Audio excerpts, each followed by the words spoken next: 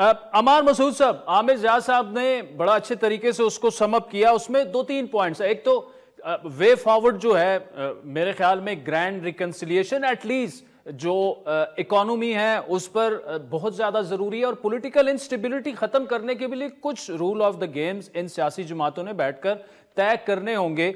लेकिन जो आमिर साहब का इशारा था कि देखिए, अगर तहरीक इंसाफ की बात की जाए, जाहिर बात है उनको पॉलिटिकल स्पेस उसी हिसाब से मिलनी चाहिए जितना उनको मैंडेट मिला। लेकिन अगर आप देखें तो ठीक है, अगर वो अब चूंकि सुन्नी इत्तेहाद कौंसिल में वो शामिल हो गए हैं, इस वक्त पाकिस्तान की कौमी असम्बली में सबसे बड़ी पार्टी वो है, इसमें कोई दो राय नहीं है। लेकिन जब वो ये ऐलान कर दें कि ना नून लीग के साथ बैठना है ना पीपल्स पार्टी के साथ बैठना है, पीपल्स पार्टी ने कहा आए आप हुकूमत बनाएं, हम आपका साथ देते हैं, वो चलने के लिए नहीं तैयार, तो कैसे वे फॉरवर्ड इसका कैसे निकलेगा फिर?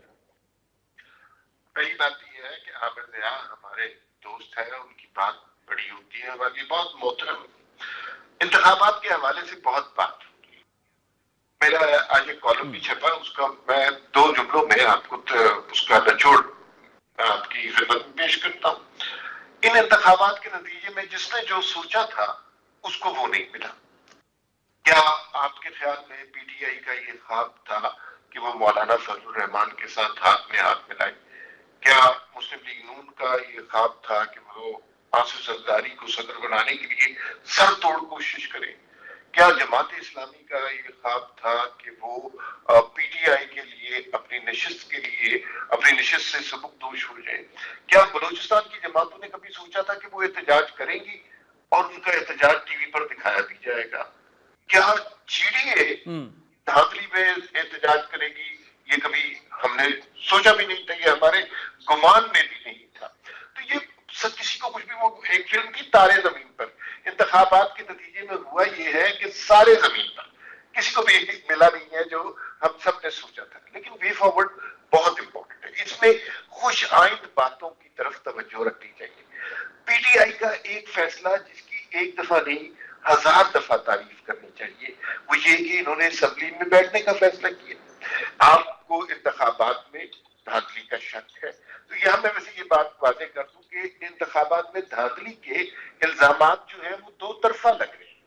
ये नहीं है कि सिर्फ पीटीआई इल्जाम लगा रही है, जो दूसरी साइड पे है केपीके में जो सूरत हाल हुई है उस पर नून लीग भी हैरान है, अंगुश बदलता है कि वहां पे कैसे हो गया। मानसेरा और हजारा और एबटाबाद में जो जलसे हुए वो तो बहुत बड़े हुए, लेकिन ये क्या हुआ, बिल्कुल ही सफाया हो गया। तो ये दो तरफा धांधली के इल्जाम है। लेकिन आपकी शिकायत है, इलेक्शन के प्रोसेस से शिकायत है, आपको धांधली की शिकायत है, आपको ये चोर लगते हैं, डाकू लगते हैं, इसका फोरम, इस गुफ्तगू का, इस डायलॉग का असेंबली है। किसी जगह धरना दे देना या लॉन्ग मार्च कर देना या ट्रैफिक बंद कर देना या टायर जला देना ये हल नहीं है। ये गुज़िश्ता पीटीआई ने बहुत अरसा 2014 के बाद यही सियासत की है, लेकिन उसका नतीजा इंतशार के नतीजे में मजीद इंतशार के सिवा कुछ भी नहीं निकला। इस दफा यूं लग रहा है, और इमरान खान ने पार्लियामानी पॉलिटिक्स को माजी में बहुत ज्यादा अहमियत नहीं दी। आपने हम सब पे गवाह है कि उन्होंने अपनी ही कौमी असम्बली से इस्तीफे दिए, पंजाब असम्बली तोड़ दी, केपीके असम्बली तोड़ दी, इसलिए जो बिलीव ही नहीं करते थे। लेकिन अब जो वो असम्बलियों में बैठने का फैसला किया, ये बहुत अच्छा फैसला किया। आप अपने इख्तलाफात सारे निपटाए, लेकिन उसके लिए फौरन कौमी असम्बली है। और हुकूमत के लिए बे इंतहा नामसाइद हालात है, लेकिन एक एडवांटेज, हर शख्स ये कह रहा है कि ये हुकूमत कुछ नहीं कर सकती और ये चंद महीनों की मेहमान है।